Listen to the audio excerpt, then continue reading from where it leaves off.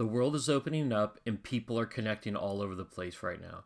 So how can you and your church strategically organize events that will help people connect and reconnect with other people this year? Are you ready? Because it's time. Holy nuclear time bombs! Holy overeating! Holy roller coasters! It's time! It's time. It's time for the Lion Sidekick Podcast! Hello, heroes. My name is Tom Pounder, and you are listening to the YM Sidekick Podcast. This is the podcast where ministry leaders come on and talk about tips and tools and ideas on how to do ministry more effectively in this very digital and online world. And today I'm really excited because we have Jeanette Yates back on the podcast. Jeanette's a good friend of mine, a very good Twitter friend of mine that one day I'll meet in person, but a Twitter friend of mine. And she works at Texan Church. And today we're going to talk about how you can strategically reconnect and connect with people as the world is opening up. Now, as we speak, the world is opening up on different levels. Jeanette lives in Florida, and it's different down there than where it is here in Virginia, where I'm at. And it's different here in Virginia than it is in Canada or Europe or wherever you're listening to. Everything's all different. However, one thing is clear. The light is at the end of the tunnel, and we are starting to open up, and things are starting to go back and be a place where people can connect in person again. So what is it that your church or your ministry can do today to help in that time? What is it that you can do to strategically organize events that will help people do that? That's what Jeanette and I are going to talk about. And I'm really excited about the conversation because we include in-person stuff, but we don't neglect the digital. And there's some really cool digital things that you can be doing that makes your event, as Jeff Reed would say, a phygital event. So we're going to talk about that right now. So without any further ado, let's get in the conversation with Jeanette Yates. All right, with me right now is my friend, Jeanette Yates. Jeanette, how are you? I am fantastic. How are you? Wait, are you really fantastic? That's are you really are you? Okay. Really, Okay. The truth is I'm under a lot of stress these days, but I'm very happy to be here. And right now in this moment, I'm fantastic. How's that? That's great. I'm doing fantastic too, because I get to catch up with my friend. Yes. So, and chit chat, and maybe there might be a little bit more catching up in August if we can try to arrange a quorum of all of us Twitter friends in Florida somehow. I know that's going to be amazing if we can pull that off. Yeah. So, sure. And this is a side note, I'm keeping this in the podcast so nobody else will care, but we are hosting DC Exponential, the Exponential conferences, regional conferences, and my church is hosting the DC one, and Jeff Reed is actually coming up for that. And so we are going to see each other in September. But if you've not signed up for the Exponential conference and you're a church planner and you're listening to this, or you work at a company and want to, like a Texan church company, and want to come up and sell your product to all these church planners, the DC Expo would be a great thing to do. When is it, Tom? It's just September 13th and 14th.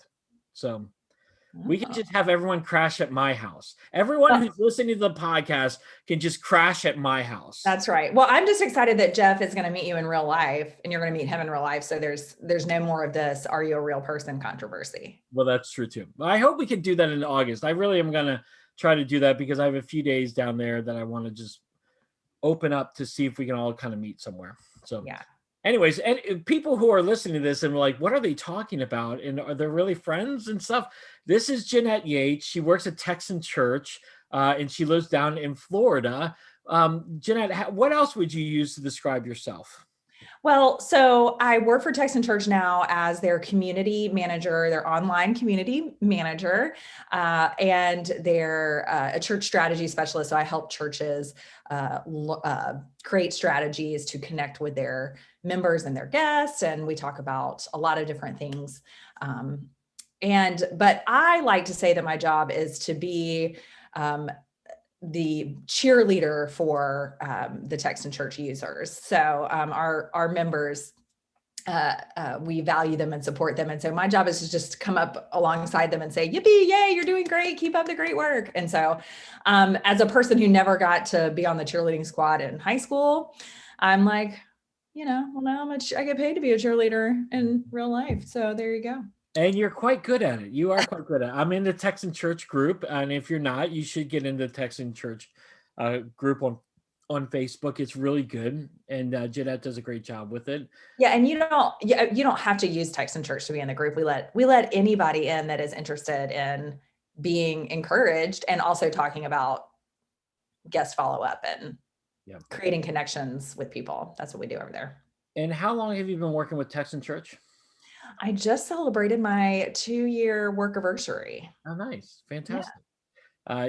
She's great. If you do not follow her, you should follow her on Twitter. She's on Twitter all the time because it is the coolest platform around. Really And she's on Texan Church stuff all the time. If you've not checked out Texan Church and you're looking for a way to do that, I would strongly encourage you to check out that. We use it at my church and we love it. So we use it at my church too. Okay. Do you run that in your church? No, I don't have to do that. That's good. I did when I was working as our communications director when we got Texan Church. So I did do that, but no, I don't have to do that now. Yeah, no, it's great. Well, okay, so enough small chat and whatnot. Let's get into what we want to talk about today. We want to talk about community, and the reality is, wherever you're at in the world right now, there is a bit of opening up. If you live in Florida, like Jeanette does, you've been open for a long time with COVID. And if you've been in Virginia, where I am, we've been open much less, but our church has been open for a while. But the reality is that this summer, right now, this summer going into this fall, looks dramatically different than last year at this point.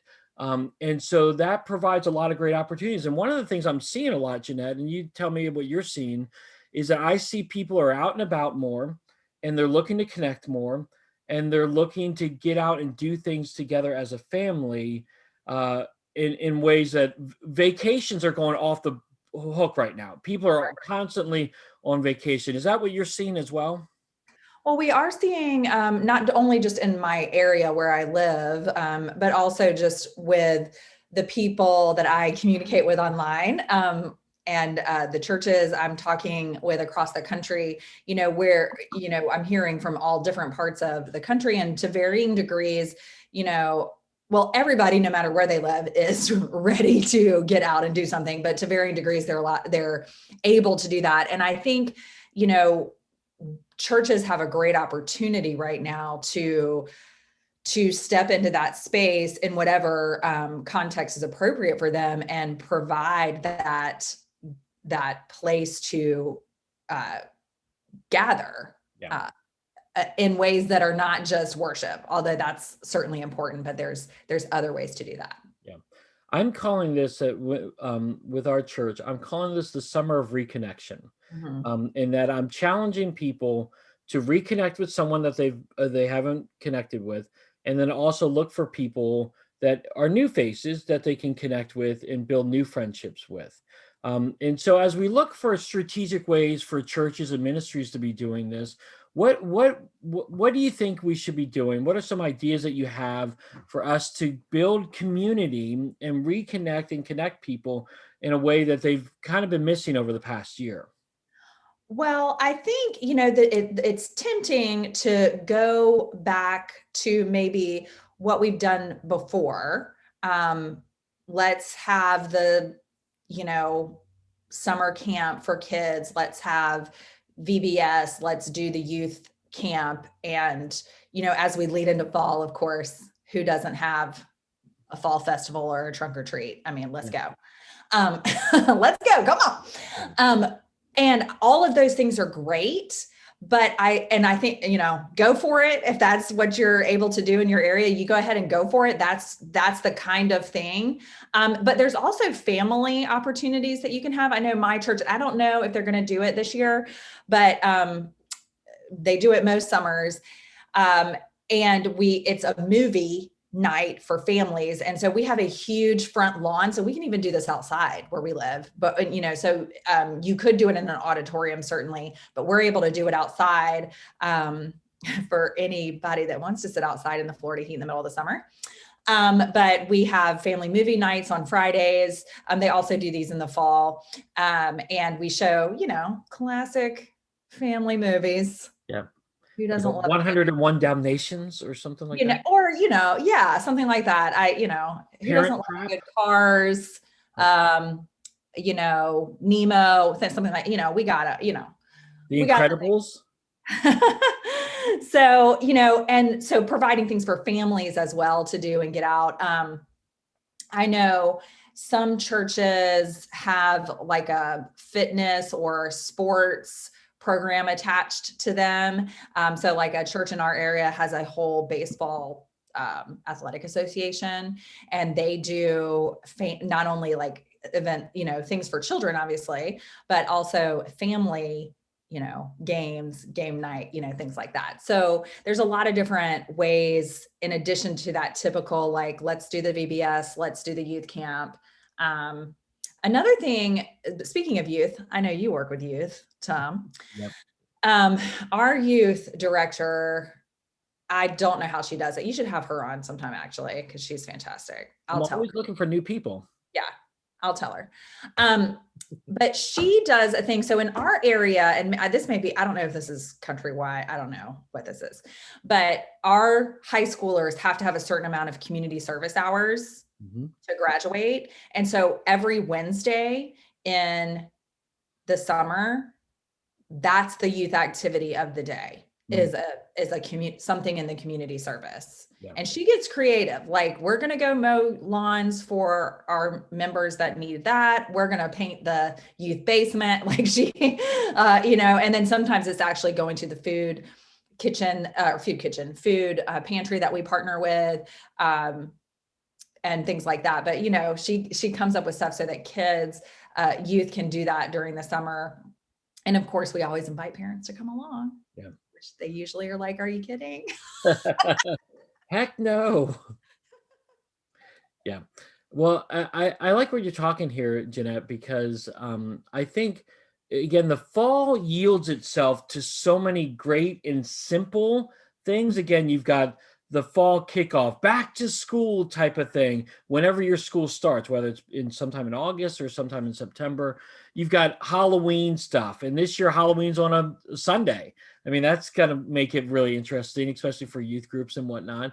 But you got Halloween, you got Thanksgiving, you got Christmas. There's lots of great opportunities there for you to connect that you don't have to reinvent the wheel.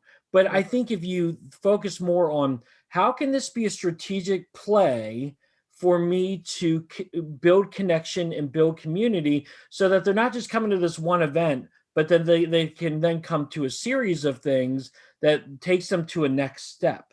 And this is where a program like Texan Church could come in really handy, because if you, I think a lot of times, like, we've done this, and I raise my hand to say that this is something we've done.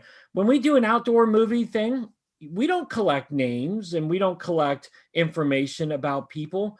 But what if you did that this year, collected information from people? Maybe you could do it in the form of a raffle, and you give away something, and they have to give your name and cell number. And then you use that as an opportunity then to send a text follow-up to them about something that is next and what's happening next.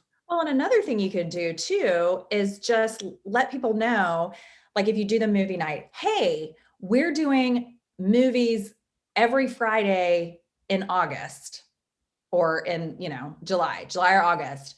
If you want us to remind you so you can bring your family, or if you want to figure out, so you're having them sign up, and then every week you're just texting them to let them know what the movie is. You're not texting them to invite them to church. You're not texting them to ask them to join a small group. You're just texting them and checking in with them. And then maybe you add another text in there after the second week that's like, hey, I hope you're enjoying the movies. Are you coming this week? And let them reply back to you. Then you're starting to build a little bit of conversation back and forth. And then, and then that's part of it. But that doesn't replace the conversation and community that's happening during movie night. Like, there's also that. And so there's the combination of the in-person and the texting, and potentially if you're sending them an email too, you can do that. There's lots of different, so all of these different forms of communication are working together to build that conversation to build that relationship. And then it makes more sense at the end when you say, we had such a great time with you at, Friday movie nights. Our pastor is going to be talking about movies this Sunday. We'd love to have you come. Yeah. And like you said, make it connect in some way. Yep. So it's not weird. And you haven't just collected their information for a raffle that doesn't lead, and then you're going to text them and invite them to church. Like that, still there's a disconnect there. Yeah. So if you have this building relationship for several weeks, then it makes more sense. Yeah. This is what I love what you're talking about here, because also it reminds me of a conversation I had with Stan Rada, our friend Stan Rada, a while back. A few years ago, he did a fall fun fest. And what he did was I'm going to get some of this wrong, but I think he hired people to run the games. Mm-hmm. And what he did was he mobilized his core volunteers and had a huge volunteer sign up, and their job was to go and make relationships, start conversations, not get all their information or anything, but be that friendly face that someone can say, oh my gosh, I had a great time with, and I met this guy, Tom. And we had a great conversation. So then the next time they come to something, they're going to see Tom again. And maybe we can continue that conversation in person and whatnot. It's that combination, like what you said, there's some in-person stuff that makes that person feel accepted, cared for, and appreciated while they're at that specific event. That's going to make them want to come to that. And then when they see maybe a text message, and I don't know, you tell me about this, Jeanette, do you ever sign, do churches ever go, hey, we had a great time meeting you at such and such event. We hope to see you soon. Sign Tom. Do they ever personalize it in some way? Yeah, I think that's a great idea, especially for churches that have multiple people. And you might even, especially depending on how you're using the text message, you might say, Tom from New Life. Yeah. Okay. Tom from New Life. Or like Jeanette from SUMC. So they're like, oh, that's Tom. Which Tom? They're like, oh yeah, I just met that guy, Yeah. And so that's a really great idea, actually. But it depends on, if you have a bunch of volunteers, your text message, let's say from Text and Church, would have to be more general. Yeah. So you could just say your friends at New Life, but then maybe you got that person's cell phone number, Tom, and you could just text them yourself like a normal person. There's that's okay too. You were talking about, we're talking about taking what we know how to do and kind of expanding it. And one of the things my church has done this summer is it's such a great idea. So I'm going to share it. Great. You can do this. You don't have to do this in the summer. You can do this anytime, everyone. So every summer now, don't laugh at the name. It's kind of a silly name. We've been doing for the past, 15 years, this women's event in July. Every Wednesday night in July, we would have summer salads. Okay. And you come, it's for women, and you come and there's a nice little quiche or chicken salad dinner, some little girly dinner, and a speaker, an encouraging Christian speaker, shares her story, testimony, something like that. Very exciting. And of course, we offered childcare for that. So we've been doing this for years. It's very popular. I think last year they even did it via Zoom because people just couldn't handle it. How are we going to not do this? So this year, instead of just having childcare, they're having a full on Wow Wednesday or something I forget. They're calling it something. It's a big deal. They're having all kinds of things, not just you're sitting there while your mom's eating dinner with her friends. Right. And they've also, so that's on campus, the Wow Wednesday and the summer salads. And then out and about around town, they're getting the men together. So it's father-son go-karting night, I don't know all the other things. I can't remember, but they have like different things every Axe throwing night or something. Yeah, what I don't know. Like I was gonna say that, and then I was like, I don't know if that's doing that. But yes, like they're doing things, Yeah. the sports and the things. I don't know. So they have something for every member of the family. So even though they're separate, they're all like, oh, it's Wow Wednesday. Dad's gonna go do his thing, and then we're gonna all get back together because nothing lasts too late. And then it just kind of builds. And then everybody's meeting, like the kids are making new friends, the women are making new friends, the men are making new friends. And then that makes it less awkward to come to church because these people, you've hung out with them for a month. Yeah.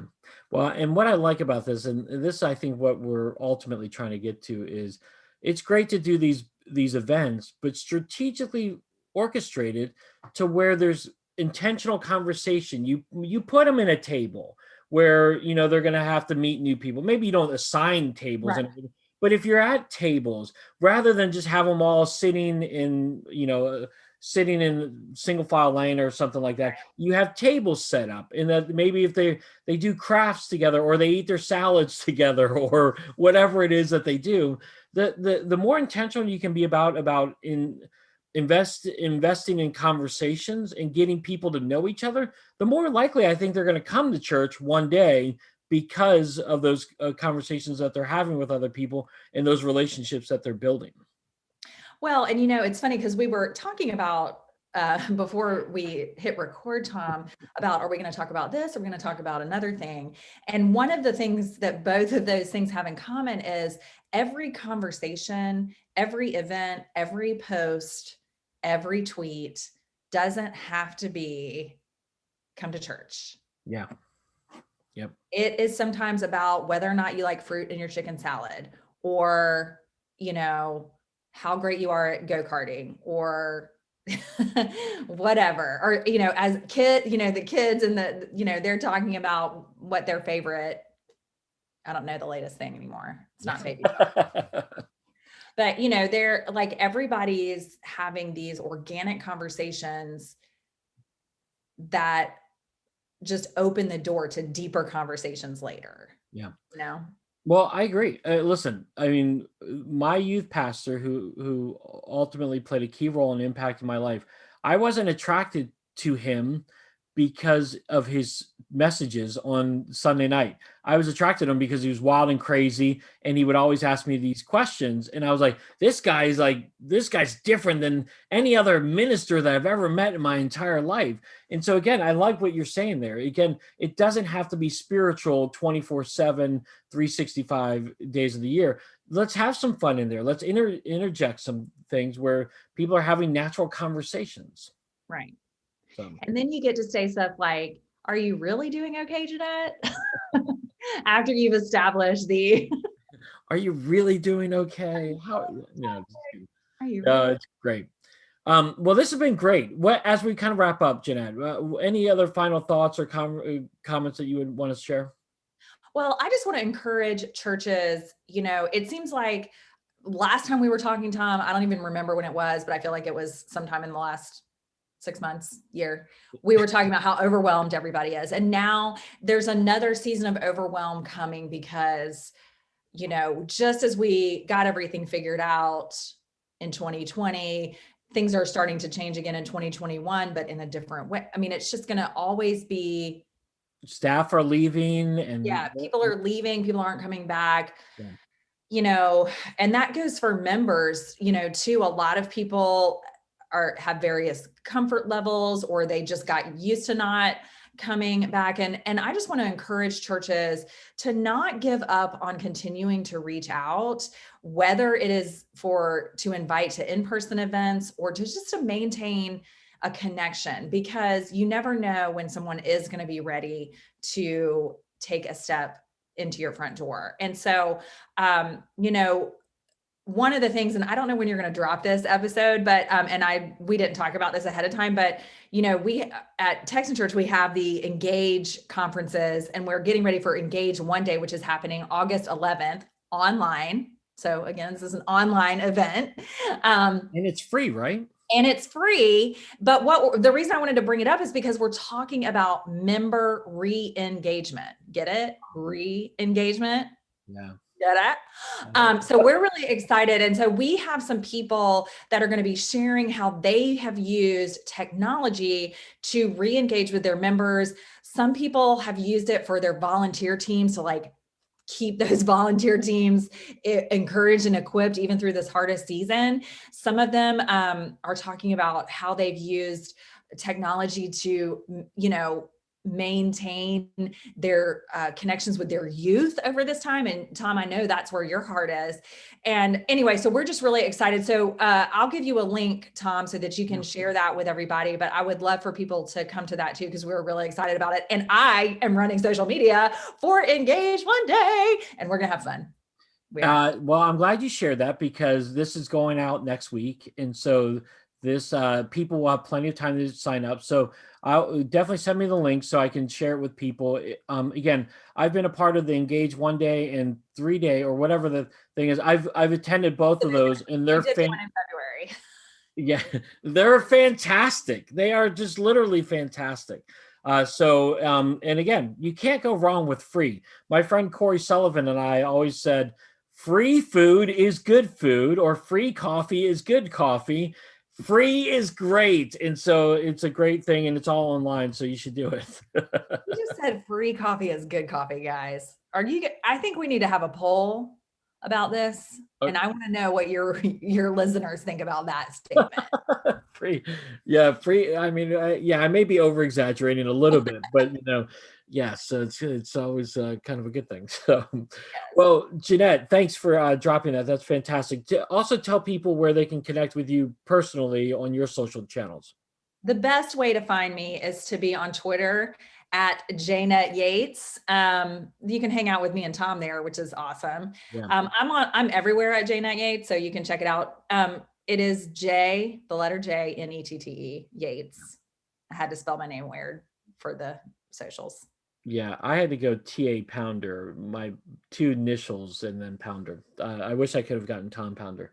But yes, she's great. She's always on Twitter, and she's always commenting on things. So definitely follow her and get a lot of great insights. So Jeanette, thank you. So as always, it's great. Yeah, thank you. I love being here with you. Anytime. All right, so there you have it, my conversation with Jeanette. It's always great talking with her and engaging with her on some issues and ideas on how we can do ministry more effectively. So I'm curious to see what you learned from that, or what you got out of it, or what stood out to you, or what you even maybe disagreed with. So I would love to hear what you're doing at your church or your ministry. Hit me up on Twitter at TA Pounder. You can even hit up Jeanette as well. I've got her links in the show notes.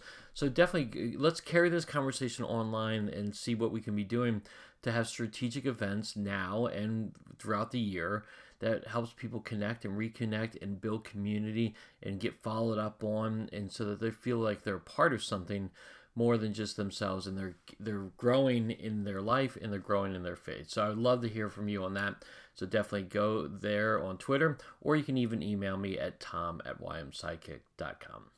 All right, heroes, well, that wraps it up for another episode of the YM Sidekick podcast. Thanks, as always, for joining me today. If you've enjoyed the podcast, go to iTunes or Spotify and subscribe to it, or you can find out all the information about that, as long as my blog and vlogs and ebooks and Digital Bootcamp Facebook group, which is a great Facebook group of community and other ministers learning digital tools. You can find all that information at ymsidekick.com, or click it in the show notes. All right, heroes, well, I hope you have a great rest of your day, and I'll talk to you soon. Have a great one.